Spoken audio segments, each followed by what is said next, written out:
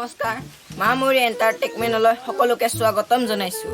আজি আপোনালোকলৈ লৈ আহিছোঁ এটি বিশেষ অনুষ্ঠান। অসমৰ জনপ্ৰিয় কমেডিয়ান মই মালেনাক আমাৰ অনুষ্ঠানত আমন্ত্ৰণ জনাইছোঁ।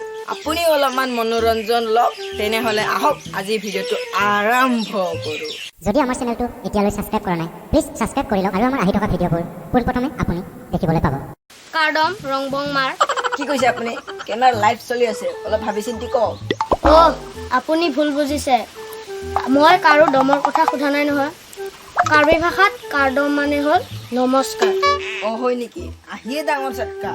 গতিকে বন্ধুসকল চাই থাকক আৰু হাঁহি থাকক।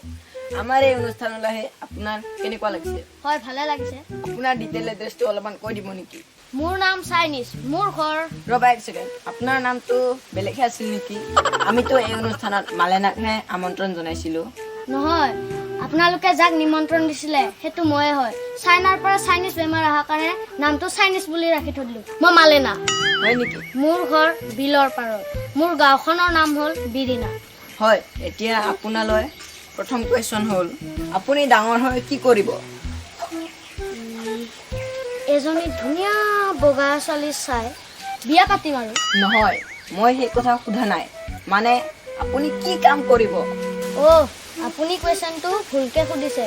ডাঙৰ হৈ কি কাম কৰিবি বুলিহে সুধিব লাগিছিল, কিন্তু আপুনি সুধিলে কি কৰিবি। আপুনি অলপ এই শব্দটো কামত লগাই কুৱেশ্যনবোৰ সুধিবচোন, উল্টা পুল্টা নুসুধিব। মই মালেনা। অ'কে, আপোনাৰ এতিয়া দ্বিতীয় কুৱেশ্যনটো হৈছে দুবিধ গোন্ধ থকা ফুলৰ নাম। ৱাও।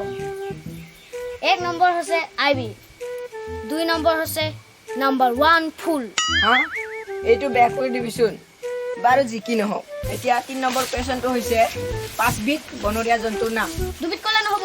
নাই, 5 বিধে ক'ব লাগিব। অ'কে। 3টা বাঘ, মায়েক জীয়েক বাপেক, 2টা সিংহ, গিৰিয়েক ঘৈণীয়েক, হৈ গ'ল 5টা। ৱাও, মাৰ্ভেলাছ এনচাৰ, ভাল লাগিছে। 4 নম্বৰ কুৱেশ্যনটো হৈছে চুলি কটা মানুহক কি বোলে? কেঞ্চি ফণি বিৰেট বোলে। বাৰু যি কি নহওক, 5 নম্বৰ কুৱেশ্যনটো হৈছে এবিধ টেঙা ফলৰ নাম।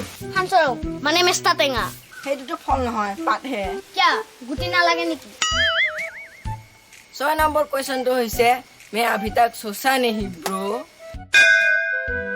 যদি ভিডিঅ'টো চাই অলপ হ'লেও আনন্দ উপভোগ কৰিছে তেনেহ'লে লাইক কৰি দিব আৰু অকণমান শ্বেয়াৰ কৰি দিব আৰু ছাবস্ক্ৰাইব কৰিবলৈ নাপাহৰিব। জয় আই অসম।